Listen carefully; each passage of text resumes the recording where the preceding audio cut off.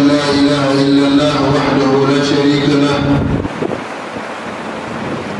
وأشهد أن محمدا عبده ورسوله صلوات ربي وسلامه ورحمته وبركاته عليه وعلى آله وأصحابه أجمعين أما بعد واتقوا الله أيها المسلمون واسعوا إلى تحقيق إيمانكم به وبوعده ووعيده وتعلموا دينكم وعيشوا في ضوئه تفوزوا بسعادة الدنيا والآخرة.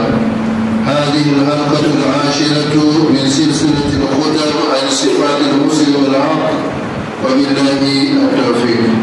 Chers frères et sœurs en islam, alors il appartient à Allah, Seigneur de l'univers, qui a dit dans son puissant et inattaquable livre aux croyants: entrez parfaitement dans l'islam en obéissant à toutes les règles et lois de la religion islamique et ne suivez pas les pas du shaitan, les pas du diable, car il est certes pour vous un ennemi déclaré.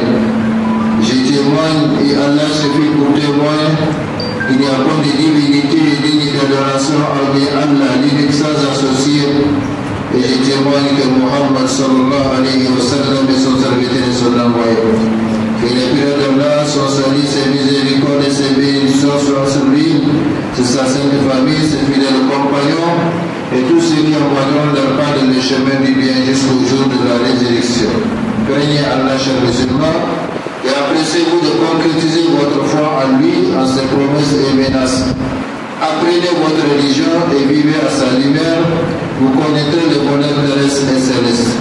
Chers frères et sœurs en islam, voici la 10e partie de la série de sermons sur les qualités du bon musulman. Allah le conforme davantage à son bon traitement. Rappelez-vous que le seul fait d'écouter ou de lire ces qualités n'apportera aucun changement dans votre vie spirituelle et matérielle, ni dans votre position par rapport à Allah. Ce qui fera le changement, c'est la connaissance et la mise en application de ces qualités. Chers frères et sœurs islam, nous allons continuer l'énumération des qualités du bon musulman, plus précisément la 5e et la 6e qualité. Après avoir vu la 4e qualité selon laquelle le bon musulman cherche toujours à mettre son prochain au même rang et au même niveau que lui, sinon plus haut, afin que le bonheur et le malheur de l'un soient ceux de l'autre. La 5e qualité nous dit: le bon musulman n'use d'aucun moyen malhonnête pour s'enrichir ou pour se faire valoir au détriment de son prochain. 6e qualité, le bon musulman ne trompe jamais son prochain ni son pays. Oui, n'use d'aucun moyen malhonnête pour s'enrichir ou pour se faire valoir au détriment de son prochain et ne jamais tromper ou trahir son prochain ni son pays. Voilà 2 qualités importantes parmi les qualités du bon musulman. Malheureusement, comme on le voit aujourd'hui, il s'agit des qualités qui sont devenues rares, voire très rares, chez les musulmans, hormis ceux qu'Allah a mis sous sa protection. L'honnêteté et la trahison ne peuvent pas cohabiter ensemble. C'est pourquoi les bons musulmans cherchent non seulement à être honnêtes dans tout ce qu'ils font, ses adorations, ses paroles, ses actions, ses comportements, ses transactions, mais surtout à éviter la trahison. Allah subhanahu wa ta'ala nous dit dans les nobles Coran: Ya ayyuha alladhina amanu la taqulu Allah wa rasul wa taqulu amanatikum wa antum ta'lamun wa'lamu annama amwalukum wa auladukum fitna wa anna Allah indahu ajrun 'azim. Ya ayyuha alladhina amanu in tattaqullaha yaj'al lakum furqana wa yukaffir 'ankum sayyi'atikum wa yaghfir lakum wallahu dhul fadli 'azim. Ô croyants, ne trahissez pas Allah et le messager. Ne trahissez pas sciemment les amanats, les dépôts qu'on vous a confiés et tous les devoirs qu'Allah vous a prescrits. Et sachez que vos biens et vos enfants ne sont qu'une épreuve. Et auprès d'Allah, il y a une énorme récompense. Aux croyants, si vous craignez Allah, il vous accordera le furqan, c'est-à-dire les critères, la faculté de discerner entre le bien et le mal, et vous effacera vos méfaits et vous pardonnera. Et Allah est détenteur de l'énorme grâce. Chers frères et sœurs islam, Allah le très haut demande donc aux croyants de ne pas les trahir, de ne pas trahir son messager Muhammad sallallahu alayhi wa sallam, et de ne pas trahir non plus les dépôts confiés à eux, c'est-à-dire les responsabilités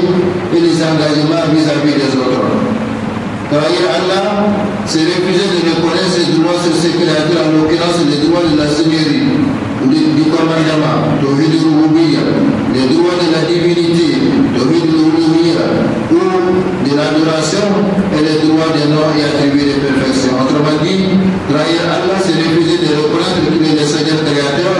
Trahir Allah, c'est refuser de reconnaître qu'il est l'unique divinité qui mérite l'adoration partout et toujours.